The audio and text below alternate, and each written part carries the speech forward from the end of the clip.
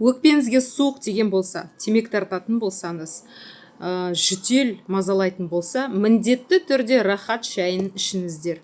Және де мен өзімнің жеке нәтижем ол өт жолдарына өте керемет көмектеседі. Яғни ішінде 30 қалташа болады, бірақ сол 30 қалташаны 30 күнде ішпей, өзіңізден аямай бір күнде 5-6-ын ішетін болсаңыз, өт деген кәдімгідей сарылдап тұрып шығатын болады. Және өт жолдарын алып қаласыздар. Сондықтан да, ал өт дегеніміз бұл біздің иммунитет. Сондықтан да қазіргі акцияны пайдаланып қалыңыздар. Біреуін алсаңыздар, екіншісі тегін келеді. Осы акциямен рахат шайын ішіп, рахаттанып отырыңыздар.